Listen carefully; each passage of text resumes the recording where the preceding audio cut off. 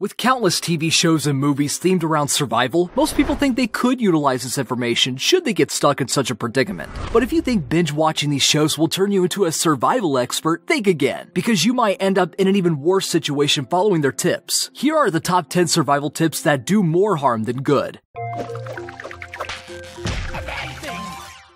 Number 10. Suck out snakebite venom. This survival tip has been played out in several movies and TV shows, as doing this act presumably removes venom from the victim who is bound for an untimely death due to the snake's venomous bite. In reality, however, this will only serve to worsen the victim's condition. Studies show that trying to cut and suck out venom won't help at all. In fact, it'll only help damage tissue around the bite and hence help the venom spread faster. It's an act of futility that delays proper treatment, as it's just not possible for anyone to suck hard or fast enough to remove any of it before it starts spreading around the body. Do not try to halt the spread of venom by applying a tourniquet either. It's also pointless and won't stop the venom. In fact, it may just provoke unnecessary damage to your limb. Instead of emulating this supposedly life-saving act, medical experts recommend first trying to remember the snake's appearance, so that medical experts can identify the snake for its anti-venom. Then calm down and place the wound below your heart. This will slow down the spread of the venom. If someone is there with you, have them follow out all the next steps so you could try to relax, possibly laying down to slow your heart rate and prevent the venom spreading. Do not wash the wound, as the leftover venom can help in identifying the snake that bit you, so doctors can use the correct anti-venom to heal you. Next, cover the wound with loose bandages or clothing to keep it from getting infected by bacteria. Finally, call the emergency services, or if you don't have access to a phone, walk at a leisurely pace towards the nearest hospital. Instead of trying to remedy the injury yourself, it's best to let medical experts handle this. You might end up risking your life trying to follow such an outdated technique to treat a snakebite. The truth is that most snake bites, even from the most dangerous snakes, are not always fatal. Sea snakes, for example, have some of the most potent venom in the world, yet about 80% of reported bites end up being dry, meaning no venom ends up being injected. Just don't be fooled by the initial pain or the lack of it. Some bites, such as from copperheads, as painful from the start, whereas ones from coral snakes take several hours to appear. Number 9. Play dead to avoid bear attacks. This is perhaps the most well-known survival tip of them all, playing dead in order to avoid getting mauled by a bear. Surprisingly, it does work, but only for brown grizzly bears, since if you run, the bear will think you're prey and continue chasing you, and they will catch you because they can run at sustained speeds faster than Olympic sprinters. Try to act dead for other bear species though, like the black bear, and you're likely to end up dead for real. Survival experts recommend packing bear pepper spray whenever you're traveling to areas where bears are known to frequent. Should you encounter one, try to make yourself smaller and retreat very slowly, not making any noises that may serve to provoke them. If contact is inevitable, use the bear pepper spray directly in their face. Not only does it deter them from attacking you, they're also attracted to the residue left by the pepper spray, allowing you to escape while it's distracted. If you don't have pepper spray with you and a black bear decides to attack, fight back. Black bears often bluff when attacking and would rather go for easy food than someone who could fight back. So stand your ground and fight back. Use anything and everything as a weapon: rocks, sticks, fist, and your teeth. Aim your blows on the bear's face, particularly the eyes and snout. Do not try to climb a tree to escape, since they're excellent climbers. Black bears are usually non-aggressive. If you ever encounter one in the wild, try to avoid contact whenever possible, because no amount of playing dead will save you should they deem you as a threat. Number 8. It's important to find a food supply immediately. Food is essential if you want to survive in the wild outdoors. Without food, you run out of energy and eventually starve to death, so it's quite logical to find a food source first, right? Not really, because an average person can live for weeks without eating food. In fact, Mahatma Gandhi at age 74 was able to survive for 21 days without any food, solely surviving by sipping water every now and then. Instead of finding food, focus on finding potable water. Dehydration will set in faster compared to hunger, and this will greatly affect your chances of survival out in the wild. Once you have found a source of drinkable water, locating or building a shelter is your next objective. Food should always be your last priority. Without water or shelter, your chances of survival dwindles every passing minute, so prioritize these two needs over food. Number 7. Eating snow can rehydrate you. Snow is literally frozen water, and as said earlier, water is needed in order to replenish your lost fluids when you're trapped in the wild. Logically, snow should have the same hydrating effects as water, right? Technically yes, but if you melt it first. Eating it directly, however, will not only fail to hydrate you, but also decrease your body's internal temperature, which can lead to hypothermia in severe cases. Not only that, snow on the ground can collect several microorganisms and bacteria that can be very harmful to the body. If you are in dire need of water, try to locate a water source first. If you cannot find any, find snow that is clearly white and free from any impurities, and then melt it until you're able to drink it. Remember, snow should not be consumed directly. They're not like those frozen treats you get from supermarkets after all. Number 6. Rubbing frostbitten skin will warm it up. Being exposed to extremely cold environments without proper equipment significantly increases the risk of frostbite. Most people believe that rubbing frostbitten skin will help warm them up. In truth, this only makes the problem worse, as the friction generated from rubbing the skin will severely damage the afflicted tissues. Should you get frostbitten, the first thing you should do is to seek shelter from the cold environment. Cover yourself up with warm clothing, or a blanket if available, and drink warm liquids to restore your internal body temperature and prevent the possible onset of hypothermia. Do not attempt to warm the frostbitten area with a fireplace, as this might cause burns. If numbness and pain persist, have someone seek help immediately, as severe frostbite can result to amputation of the frostbitten part if left untreated. Number 5. Moss grows on the north side of trees. Lost in the woods without a compass? Not a problem. Just look where the moss grows on the trees, as it always grows on the north, according to one survival tip.